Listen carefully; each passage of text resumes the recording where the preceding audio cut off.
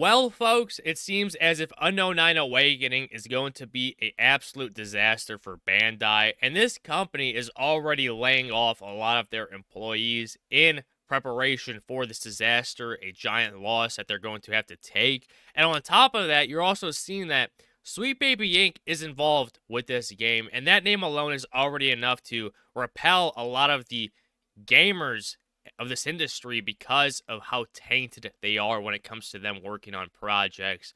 And we're also seeing them even with their bigger blockbusters that they've been a part of, such as Spider-Man 2 and God of War Ragnarok. You're also seeing a lot more criticisms towards those games with, especially Spider-Man 2 when you're playing as a mission where you are a mute or something like that. I haven't played the game yet, but I know there's that controversy and some other LGBTQ plus stuff in there.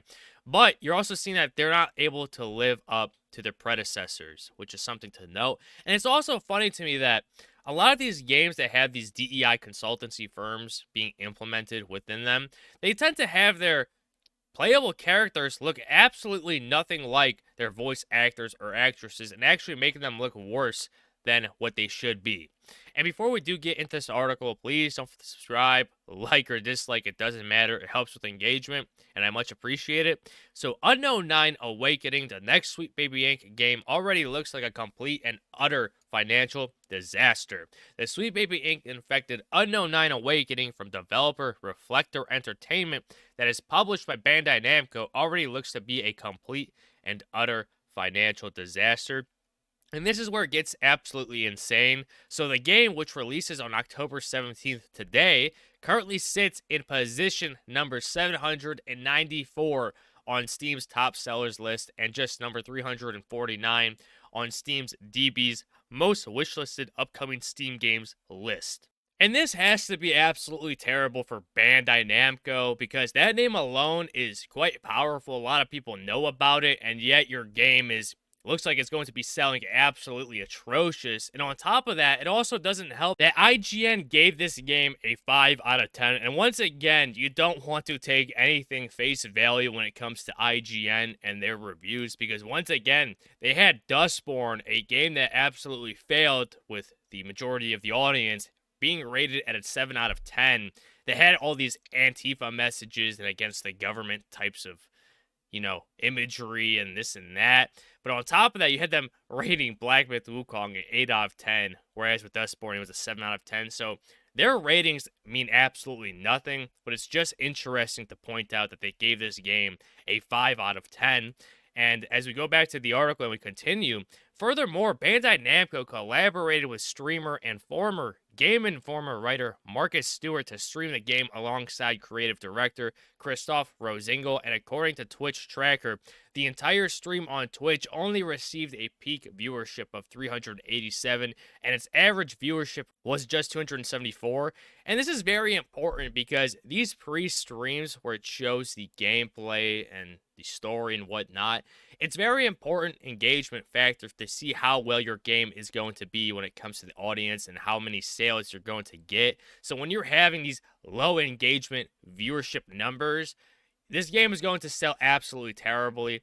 It just makes sense. It continues on. As of writing, the stream received a total of just 8,900 views. For comparison, the Dragon Ball Sparkling Zero early access trailer received a total of 84,570 viewers. That stream had average viewership of 3,350 viewers and hit a peak viewership of 4,323. And again, this is more than likely an unfair comparison because you're having Dragon Ball, an IP that is very popular, against being compared to Awakening, which is something that really nobody has heard of or wants to even play.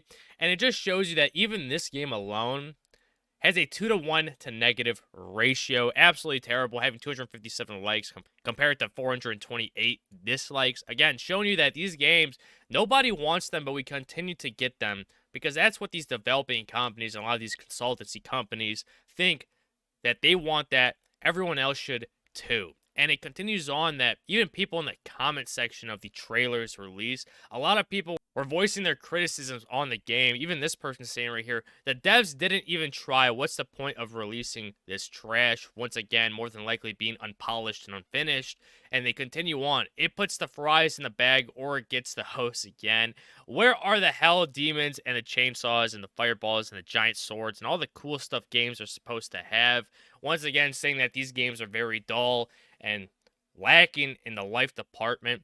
And it continues on. Commendable that Bandai is trying to salvage this train wreck, but it is too late. It is too late indeed, and we're going to continue to see a lot of these modern day and age AAA game releases continue to fail because a lot of these people are so out of touch with reality and are continuing to have these crazy budgets that they're able to do whatever they want with it to their heart's content. And usually, when it comes to their heart's content, it isn't the way it should be. It's the way they want it to be. And with all of that in mind, don't forget to subscribe, like, or dislike, share, and comment. And I'll catch you all on the next one. Bye bye.